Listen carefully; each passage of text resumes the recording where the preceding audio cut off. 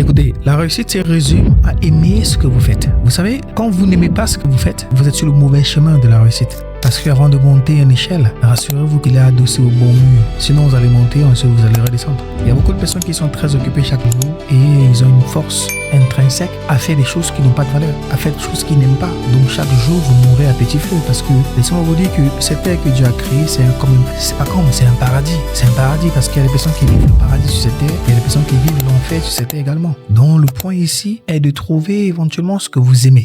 Ok? Et essayer de voir comment faire pour rentabiliser ça. Maintenant, si vous ne connaissez pas comment faire rentabiliser ce que vous aimez, il n'y a pas de souci. Contactez-nous, écrivez-nous en IMB. On vous montrera comment faire. Parce que vous pouvez éventuellement joindre passion et argent. Oui, généralement, votre passion directe peut être, on va dire, une niche dans laquelle il y a beaucoup de compétition. Donc, ça vous demandera peut-être beaucoup de travail. Ou alors, vous allez pouvoir trouver, j'ai vu le podcast de... je les connais pas très bien en fait, mais ce sont des gens qui ont chanté quoi là? Ils ont chanté Kudumato.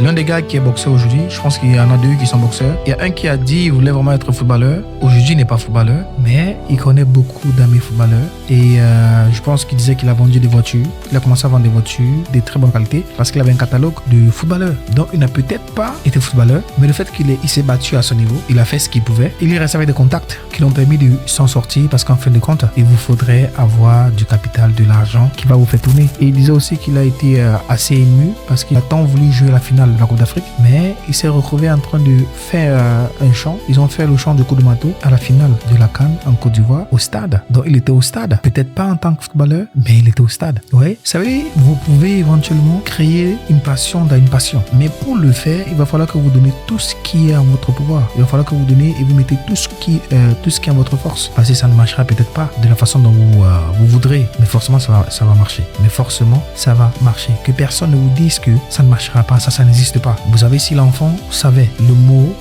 ça ne va pas marcher, ça ne va pas donner, je ne peux pas marcher, il faut que j'abandonne, c'est qu'il y a beaucoup d'enfants qui ne marchent pas. Mais tous les enfants marchent. Pourquoi? Parce qu'ils ne connaissent pas ça en fait. Ils ne connaissent pas ce mot abandonner là. Ils ne connaissent pas. Ils essayent, ils réessayent encore et encore et encore jusqu'au jour où ils marchent. Ils s'élèvent, ils tombent, ils rampent, ils tombent, ils attrapent ici, ils changent de formule, ils changent de façon, ils changent de manière jusqu'à ce qu'un jour vous commencez à marcher. Les 2 pieds que vous avancez chaque jour avec là, c'est beaucoup d'efforts que vous avez eu à faire et beaucoup de résilience que vous avez eu à mettre en place lorsque vous ne connaissiez pas ce que signifie abandonner. Donc soyons juste comme des enfants. Ne connaissons juste pas ce que signifie abandonner. En fait, ça ne doit pas faire partie de notre vocabulaire. Donnons tout et voyons si ça ne marche pas. Et forcément, ça va marcher. Que Dieu vous bénisse.